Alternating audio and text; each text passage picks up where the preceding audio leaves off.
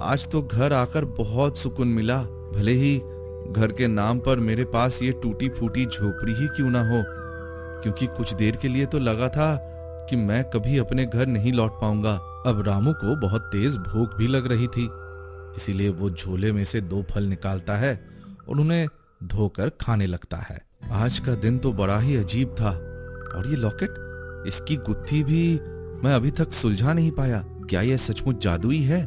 अरे ओए लॉकेट के बच्चे, अगर तू जादुई है तो क्या सुबह तक तू ये मेरे सारे फल सोने का बना सकता है? इतना कहकर रामू लॉकेट की तरफ देखता है। मैं भी बावड़ा हो गया हूँ, अब लॉकेट से बातें करने लगा हूँ।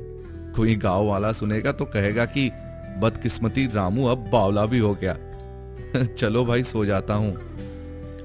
रामू लेट जाता है। दिन भर की थकान की वजह से उसे लेटते ही नींद आ जाती है, लेकिन आधी रात में झोपड़ी में वो लॉकेट फिर से जगमगाता है और रामू के सारे फल सोने के फलों में बदल जाते हैं। अगली सुबह रामू फलों को देखा भी नहीं और अपना झोला लेकर सीधा बाजार पहुंच जाता है। चलो भाई, अगर मेरे सारे फल बिक जाएंगे तो कितना अच्छा होगा। 50 रुपए में बेचूंगा ये सभी फल। रामू जोर जोर से आवाजें लगाने लगता है। ले लो, ताजे रसीले फल ले लो, 10 रुपए किलो, एकदम ताजे रसीले फल है। जैसे ही रामू झोले में से फल निकालने के लिए झांकता है, उसकी आंखें फटी की फटी रह जाती है। हाँ? ये क्या? नहीं, मैं ये फल 10 रुपए में नहीं बेच सकता, मुझे जाना होगा। इतना कहकर रामू अपना झोला उठाता है और सीधा अपने घर पहुंचता है। हे भगवान, क्या जो मैंने देखा वो सच था? हे भगवान, इस झोले में तो वाकई में आम फलों की जगह सोने के फल रखे हैं, लेकिन ये कैसे मुमकिन है? तभी एक बार फिर से रामू का लॉकेट चमकता है और ये देखकर रामू को बीती रात की कहानी याद आती है। अरे बाप रे, अब याद आया। मैंने रात में इस लॉकेट से कहा था कि मेरे सारे फल सोने के फलों में बदल जाएं। तो क्या सचमुच उसने मेरी बात सुन ली?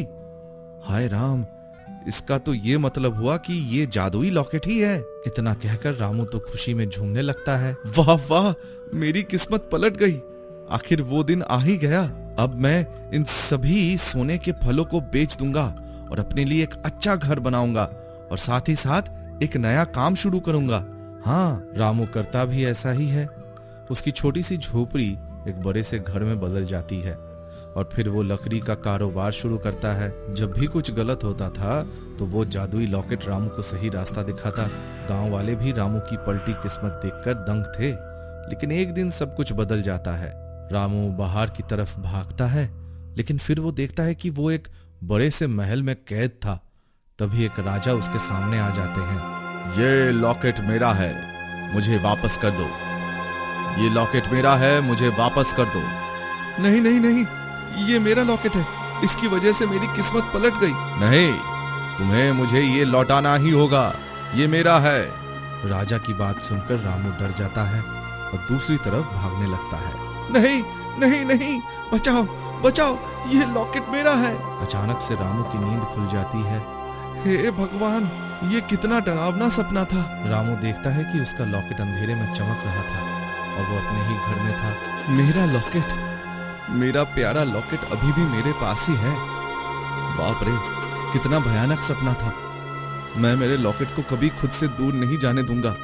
अगर ये गया तो मेरी किस्मत वो भी पहले जैसी हो जाएगी, बुरी। रामू अपने लॉकेट को पकड़कर सो जाता है, लेकिन अगले कई दिनों तक उसे एक ही सपना आता है। एक पुराने महल में वही राजा जो बार बार उससे उसका लॉकेट मांग रहा था। रामू की नींद उड़ने लगती है और कई दिन तो वो रात भर नहीं सोता। एक दिन रामू का दोस्त बिरजू उससे मिलने आता है। अरे रामू, तेरे आंखों के नीचे ये काले गड्ढे क्यों पड़ गए? क्या बताऊं दोस्त, आजकल मुझे बहुत बुरे सपने आने लगे हैं। अच्छा, ऐसा क्या? हाँ दोस्त, हर रात सिर्फ एक ही सपना आता है, एक बड़े महल का और एक राजा का। है? अच्छा रामू, मैंने सुना है कि कभी कभी सपने हमें कुछ संकेत देते हैं। अगर तुझे बार बार किसी महल और राजा का सपना आ रहा है तो क्या पता इसके पीछे कोई वजह हो। क्या? मगर कैसी वजह? वो तो पता नहीं, मगर कहीं तुझे वो अपने गांव के पुराने किले के सपने तो नहीं आ रहे हैं? क्या? कौन सा किला? अरे रामू, अपने गांव के पीछे एक बहुत बड़ा किला है। पहले वो राजा महाराजाओं का महल हुआ करता था, अब वो एकदम सुनसान और वीरान पड़ा है। कहते हैं वहां जिस आखिरी राजा ने अपना शासन किया था वो बहुत किस्मत वाला था, मगर फिर अचानक से उसकी किस्मत पलट गई और पड़ोसी राज्यों के हमले की वजह से वो मारा गया। अच्छा, ऐसा क्या? मेरे ख्याल से तो तुझे एक बार वहां जाकर देखना चाहिए रामू। ठीक है, मैं आज ही जाऊंगा। हाँ, अच्छा मैं चलता हूँ, मेरे सर पर बहुत काम है। हाँ हाँ ठीक है बिरजू, तुम जाओ। बिरजू वहां से चला जाता है और रामू मन ही मन सोचता है, अपने बुरे सपने बंद करने के लिए मुझे वो किले में एक बार जाना चाहिए, लेकिन अगर कहीं इस चक्कर में मेरा ये लॉकेट चला गया तो? नहीं नहीं, ऐसा कुछ नहीं होगा। हाँ। रामू परेशान था। जब से लॉकेट उसके पास आया था उसकी किस्मत भले पलट गई थी, लेकिन उसकी रातों की नींद भी उड़ गई थी। उसे बिल्कुल भी चैन नहीं पड़ रहा था, इसीलिए वो दोपहर में उस किले के पास पहुंच जाता है। बाप रे, कितना बड़ा किला है, कितना बड़ा और भयंकर। तभी रामू को किले के अंदर से कुछ आवाजें सुनाई देती है। रामू अंदर जाता है और देखता है कि किले के अंदर किले के महाराज खड़े थे। हैं? ये मैं क्या देख रहा हूं? मैं जिंदा नहीं हूं, ये मेरी आत्मा है रामू, और मैं ही इतने दिनों से तुम्हें सपने दे रहा था।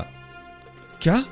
इसका क्या मतलब है? मेरी आत्मा कई सालों से इस महल में कैद है रामू, और मुझे मुक्ति तभी मिलेगी जब तुम मुझे वो लॉकेट दोगे। क्या? ये लॉकेट?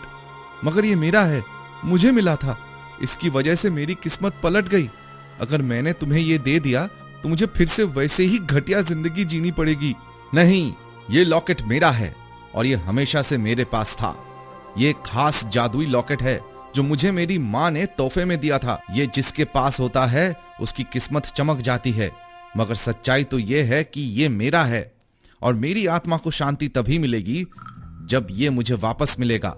देखो, मुझे कुछ समझ नहीं आ रहा, लेकिन मैं तुम्हें ये नहीं दे सकता। रामू, समझने की कोशिश करो, ये मेरी माँ ने मुझे दिया था, ये मुझसे जुदा हुआ है। जब तक ये मुझे वापस नहीं मिलेगा मेरी आत्मा को शांति नहीं मिलेगी। मैं पहले ही कई 100 सालों से यहाँ कैद हूँ। महाराज की बात सुनकर रामू को उनके लिए दुख होने लगता है। तुम चिंता मत करो रामू, तुम एक नेक इंसान हो। भले ही अब तक तुम्हारी जिंदगी बुरी बीती हो, लेकिन एक बार ये लॉकेट जिसके गले में चला जाता है, फिर चाहे वो इसे वापस ही क्यों ना कर दे, उसकी किस्मत हमेशा ही चमकती रहती है। अच्छा, क्या सचमुच? यानी इसे लौटाने पर मेरी बुरी किस्मत वापस नहीं लौटेगी? नहीं, बिल्कुल नहीं। ये सुनकर रामू महाराज को लॉकेट वापस कर देता है। लॉकेट लेकर महाराज कहता है, तुम्हारा बहुत बहुत शुक्रिया रामू, लेकिन हाँ, एक और बात, यहाँ से जाने से पहले तुम किले के अंदर जाना। मुख्य कक्ष में, जो पहले मेरा हुआ करता था, वहाँ एक छोटा सा बक्सा है, उसे तुम अपने साथ ले जाना।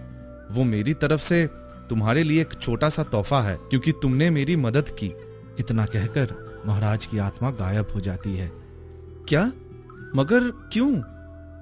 ये तो चले गए। अब एक काम करता हूँ, खुद ही जाकर देखता हूँ कि उस बक्से में क्या